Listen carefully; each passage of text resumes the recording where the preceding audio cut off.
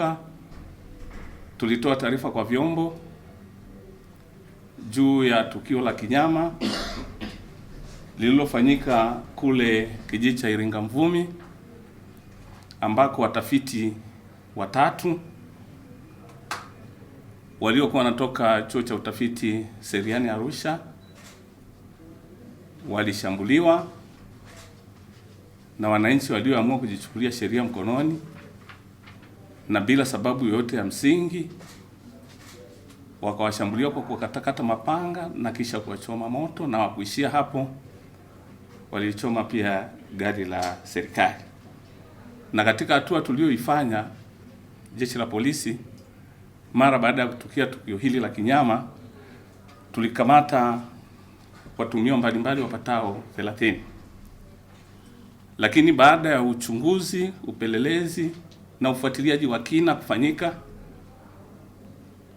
wamebainika washtakiwa au watuhumiwa 13 kati ya wale 30. Ndio ushahidi unawagusa. Imethibitika walishiriki kwa maelezo mbalimbali ya mashahidi, na hao tumeridhika kwamba ndio waliotenda kosa hilo, na kwa sababu hiyo tukishirikiana na mwanasheria wa serikali wa kanda hapa Dodoma, tumewafikisha rasmi washtakiwa hao mahakamani jana. Na niwakumbushe tu watu waliokuwa wamepata matatizo hayo ya kushambuliwa ni Nikas Isaya Magazine mwenye umri wa miaka 53. Yeye alikuwa ni driver wa tafiti hao. Na wa pili ni Faraja Januari Mafuru, kijana mwenye umri wa miaka 27, na watatu alikuwa Terezia Nguma mwenye umri wa miaka 42. Wote kama nilivyosema walikuwa wanatokea kituo cha utafiti wa udongo na maendeleo ya ardhi Seriani Arusha. Na kama nilivyosema, hao ndio walitendewa unyama huu na wakawa wameuawa. Kabla ya mauaji hayo, watuhumiwa walieneza taarifa za uongo kuwatuhumu watafiti hao kuwa ni mumian, yaani wanyonya damu. Kwa lugha yao waliwaita wanyobanyoba. Hiyo ni lugha ya eneo hilo la Iringa Mvumi.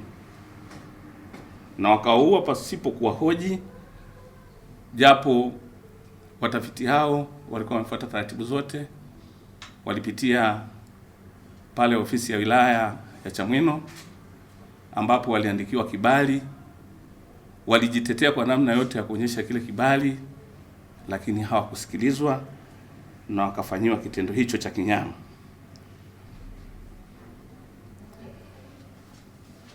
Tukio hili lilihusisha watu wengi, ambapo wengine walitoroka kwenda mafichoni, na msako mkali unaoongozwa na mkuu wa upelelezi makosa ya jinai mkoa wa Dodoma, mrakibu mwandamizi wa polisi Mr. Kilonzo yuko hapa, unaweza mkamuona, ndio msimamizi wa operation hiyo, akisaidiana na timu mbalimbali ya makachero.